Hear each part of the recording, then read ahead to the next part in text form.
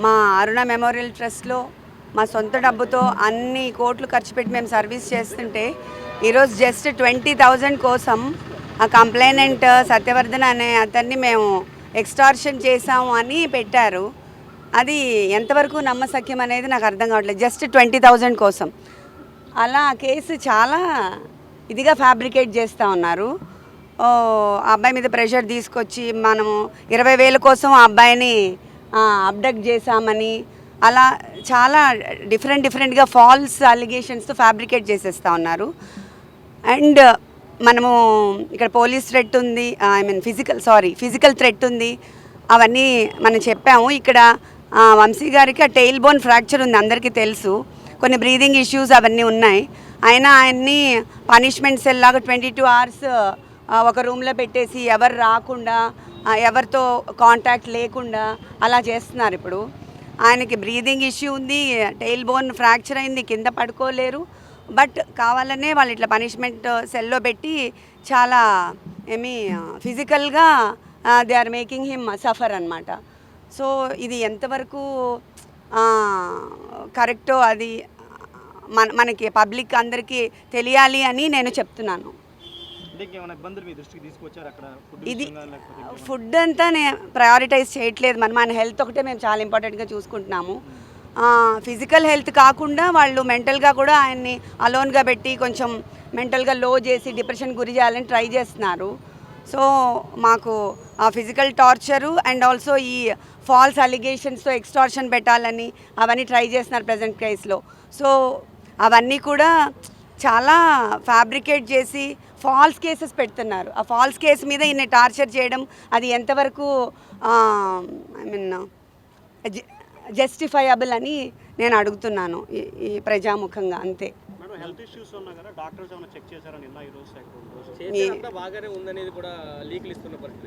బాగానే ఉంది అంటే ఆయనకి టెయిల్ బోన్ ఫ్రాక్చర్ అయింది. కొన్ని ఇయర్స్ క్రితం. ఆయన కింద అసలు కూర్చోకూడదు, పడుకోకూడదు అవన్నీ. కానీ ఇప్పుడు కింద పడుకుంటున్నారు కదా 2 రోజుల నుంచి మరి.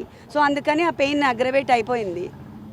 అండ్ ఆయన్ని ఒకటే రూమ్లో పనిష్మెంట్ సెల్ లాగా అంటే మనం ఇంకా ఏమీ అసలు మన మీద అలిగేషన్ ఇంకా ప్రూవే అవ్వలేదు.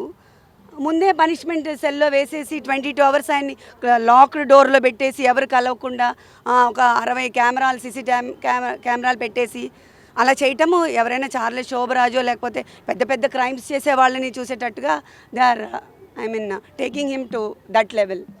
సో అది ఇంత ఫాల్స్ కేసెస్లో అంత చేయడం అవసరం? ఇంకా ప్రూవ్ కూడా అవ్వలేదు కదా. మనం రిమాండ్ మీద కదా తీసుకొచ్చారు, ఇంకా అలిగేషన్స్ ప్రూవ్ కాలేదు కదా. మరి ఎందుకు అంత పనిష్ చేస్తున్నారు ఫిజికల్గా? అంటే ఇప్పుడే మేము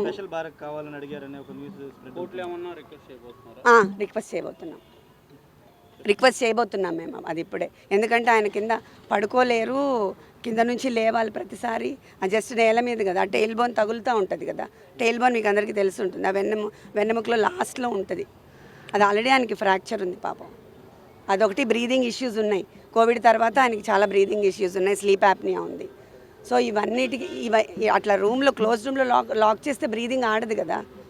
బ్రీదింగ్ ఇష్యూస్ ఉన్న వాళ్ళకి ఆక్సిజన్ సప్లై సరిగా అవ్వదు. అవన్నీ ఫిజికల్గా టార్చర్ పెడుతున్నారు ఇప్పుడు.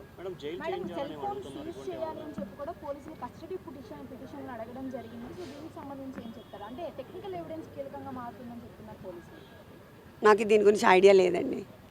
సత్యవర్ధన్ అరెస్ట్ చేసి తీసుకున్నారు, స్టేషన్లోనే ఉంచారు. ఇప్పటికి వచ్చి ఎక్కడ మెజిస్ట్రేట్ ముందు కూడా ఆధారపరచలేదు. ఎలా చూస్తారు దాన్ని? అంటే ఆయన్నే కిడ్నాప్ చేశారనేది కదా కేసు. కానీ ఇప్పుడు అదే కదా చెప్తున్నాను. సత్యవర్ధన్ని మేము ఎందుకు కిడ్నాప్ చేశామంటే 20,000 కోసం అంట. అది అసలు ఏమైనా నమ్మశక్యంగా ఉందా? 2 సార్లు ఎమ్మెల్యేగా చేసి మాకు ట్రస్ట్ ఉంది, ఎన్ని కోట్లు ఖర్చు పెట్టాం, ఎంత సర్వీస్ చేసాం మేము. 20,000 కోసం చేస్తామా? అదంతా ఫాల్స్ కదా. దాన్నే ఫ్యాబ్రికేట్ చేసి ఇప్పుడు ఎక్స్టార్షన్ కింద చేస్తున్నారు. ఎందుకు సత్యవర్ధన్ని మెజిస్ట్రేట్ ముందు ఆధారపరచట్లేదు 2 రోజులు బట్టి పోలీసులు? అదే ఎందుకు చేయలేదని అనుకోవడానికి ఏముంది, అది వెరీ మచ్ ఎవిడెంట్ కదండి.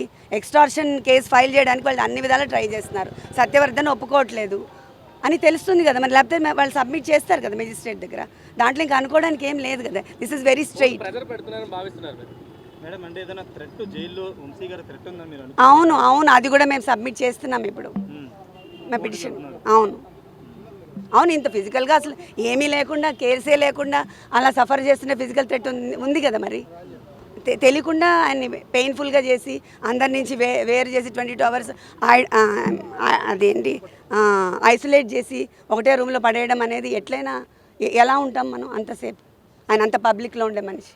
60 కెమెరాలు పెట్టారు మేడం, 60 సీసీ కెమెరాలు పెట్టారు. చాలా సీసీ కెమెరాలు పెట్టారని విన్నాను నేను. I don't know, I'm sorry. అదే చెప్పారు, మెంటల్గా బాగానే ఉన్నారు, ఆయన స్ట్రాంగ్ ఉన్నారు.